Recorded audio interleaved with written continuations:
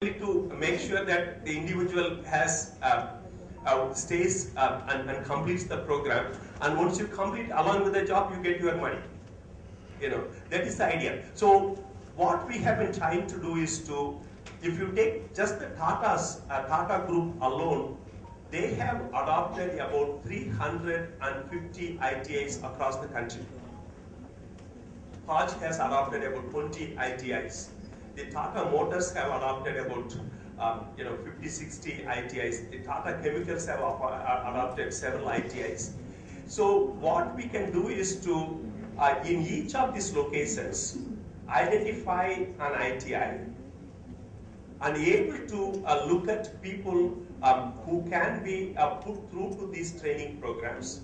We can ask, under the corporate social responsibility framework, we can ask companies to pay for these individuals to be able to locate it in that program, and then create a kind of employment opportunity that can be provided. This is one option which is available, and the government has resources. ITIs are all over the country, and many industries have adopted ITIs under the World Bank program. So this is one option which we need to very clearly look at it. The second option, I was at IDBI Bank about 3 days ago. IDBI Bank said that they have resources for anyone who wants to set up a skill development program. Say suppose if we decide that we would want to set up a skill development program for persons with mental health issues, I think IDBI would be willing to provide capital, would be able to provide machinery, would be able to provide support. They can work as banking correspondents. We need hundreds and thousands of banking correspondents in this country. Okay, so of course, many of people with mental health issues and with support system, they can serve very well as a banking correspondent in many of our villages, actually. So there are a number of different opportunities exist through these public sector banks and other programs. So what we would do, I have brought in one of my colleagues, Mr. Lakshman Sethuraman. He is going to come in, or he has come.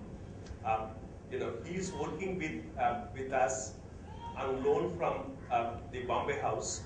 He's a Tata Administrative Service Officer, and Mr. Dr. Ramadurai, who is the Prime Minister's advisor for National Skill Development Commission as a cabinet minister.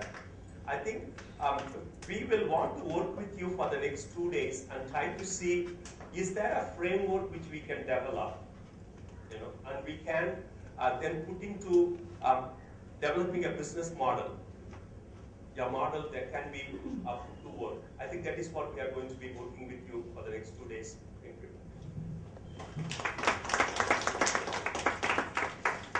Parshuraman. I'd like to now invite Srivitra Vaidyanathan, Health Secretary, Government of Tamil Nadu. Very, very proactive and extremely encouraging and supporting of the work in the mental health sector. She would talk to us on the government and its role in the mental health sector. Thank you. Though I don't have a PowerPoint presentation. Actually, good morning all of you. I have to apologize for 2 things. I had to be late. Second, I didn't want to give a speech.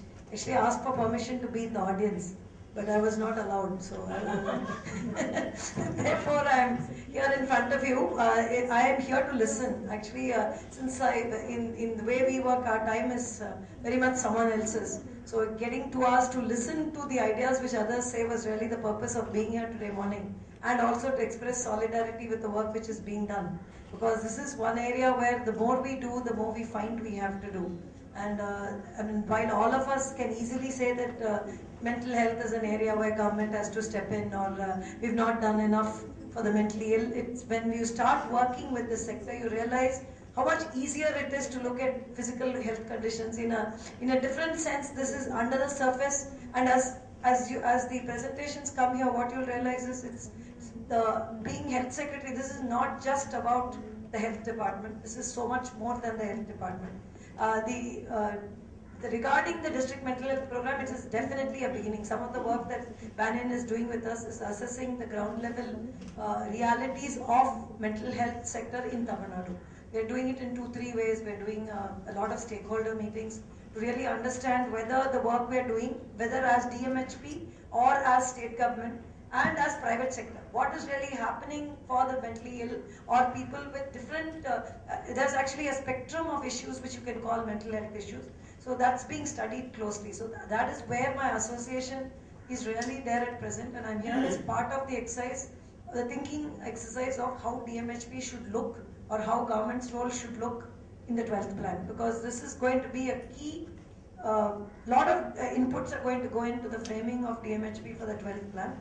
All of us, whether we are in the state or central sector, are looking carefully to see that the design is done correctly, so that when we finally take off, we will actually be addressing the needs which are felt. There is really, Dr. Ram Subramaniam will perhaps talk to you later. He's working in the field with us. He's our nodal officer for the DMHP.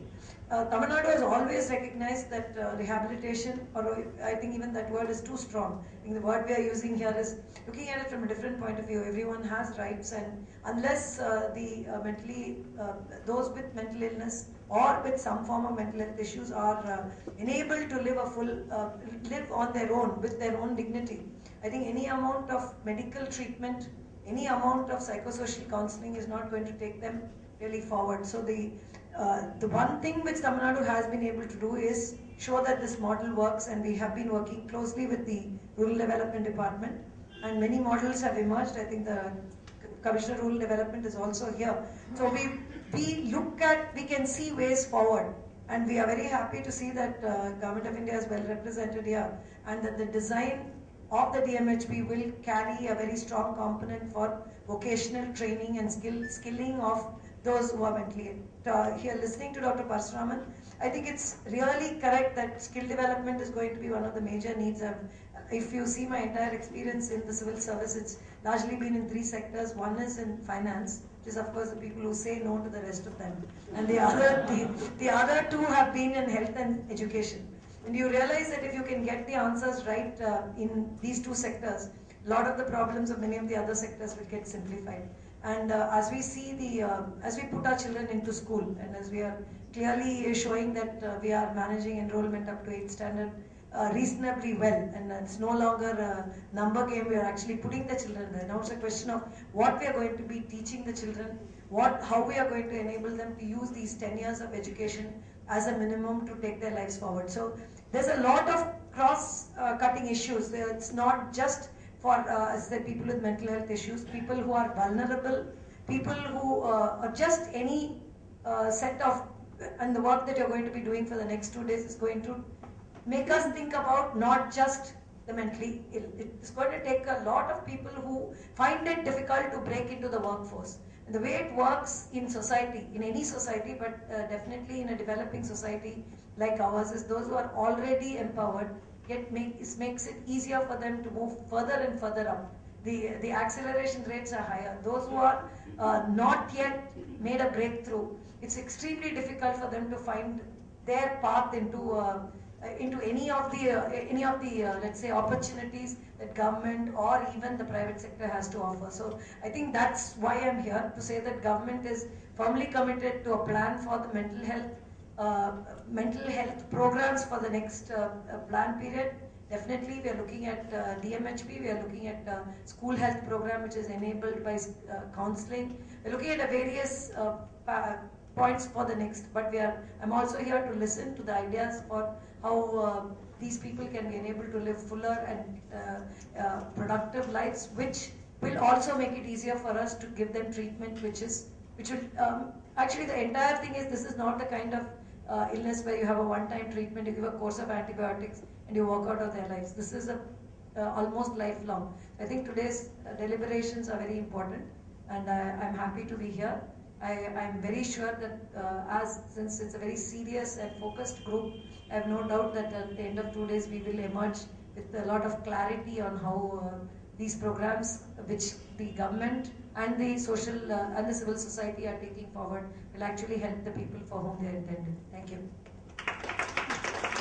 from being MD NRHM into this post, and my work with Banyan started at the end of my MD NRHM stint, and we've been respected dignitaries, on the dais, off the dais, and my senior colleagues. Good morning to everybody. Thank you very much for giving an opportunity to share some of my ideas about starting the vocational training center, especially in the rural area.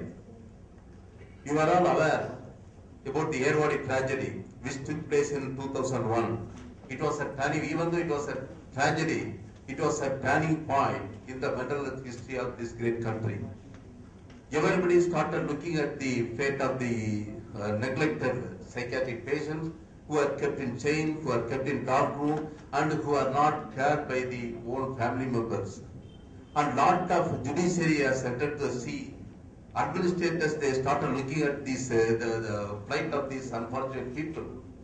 So, for the first time, after the initiation of district mental health program at Trichy, in Ramnad, we have started the district mental health program. We have conducted a lot of programs about the awareness program, training program, and we have created a lot of treatment facilities at the district level. And everything is going on in the right direction. At that time, the district administrator, who happened to be the commissioner of the rural development, Mr. Vijay Kumar IS, he called me and he asked me, you are giving awareness, you are giving treatment, and after taking the medicine, these people are sleeping inside the house, and what is the purpose? You should see some ways so that the disabled person become an able person. And also, you should find some ways wherein these people should not be a burden to the family and they should be an asset to the family. And that motivated us to start the vocational training center at the Ramanathapuram, not at the one center. Almost we have started about 12 centers at Ramanathapuram. The significance of the vocational training center is, the important thing is, we involve the family members of the mentally disabled at law level. For example, in most of the vocational center was managed by the family members of the mentally disabled. And they took an independent role in taking the decision. And he combined as a district administrator, Mr. Vijay Kumar combined all the program. For example, there is certain specification in the Puduvaldu Thittam, and there is a specification in the rural development, there is a specific the program, and there is a specific program in the health department, and also there is a specific program in the Department of Disabled. For example, we have started a vocational training center at the Ramanathapuram district, especially the place was given by the district administration. And again, for the family members, the training was given by the women welfare, given by the Women Development Corporation. And for the products manufactured by these the inmates, it was immediately purchased by the district administration so that the marketing facilities, so that we don't have any marketing facility, we don't have any difficulty in marketing the product. Above all, the district psychiatrist who is attached with the district mental health program, they make a periodical visit to these centers. They examine the patient at the center itself. They started distributing the medicine. So at the center, we are giving treatment and we are giving training to the patients, and also we are giving life skill training for the family members of the disabled.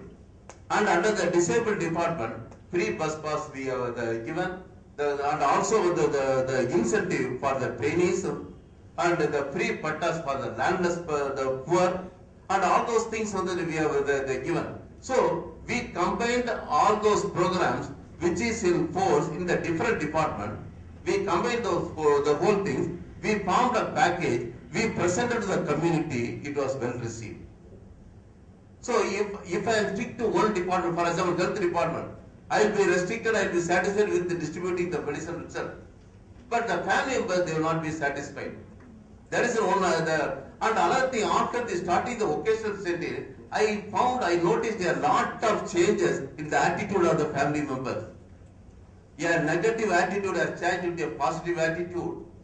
The family members, they gain confidence, courage. And also, we have started a family federation in the Ramanathapuram district, and in which the family members, on seeing the other people suffering, they got a confidence, and also their guilt feeling has reduced, because I am not alone. There are so many people are suffering like this. So my suffering, it will be taken over by the other people. And for the first time in the country, the district administration, they conducted a periodical review meeting. Mental health became one of the important agenda at the district administration. So all these things, they had a motivative pattern, and slowly we expanded to other area. And another important thing, the location. From the collector fund, he has allotted a considerable amount, with which we have constructed a separate building, and it is situated in the district rehabilitation officer. So one thing is, doctor coming to the vocational training center, DDRO is here, collector is nearby, and the family members training is the nearby place. So everything under one campus, it is taking place, and it reduces the burden of the family members. And also, within a day, if any patient brought to the vocational training center, they will be screened by the general physician and evaluated by the psychologist, and again diagnosed, confirmed by the psychiatrist, and immediately disability certificate and all benefits before the evening 4 o'clock, and everything will be delivered to the family members. It is a phenomenal work.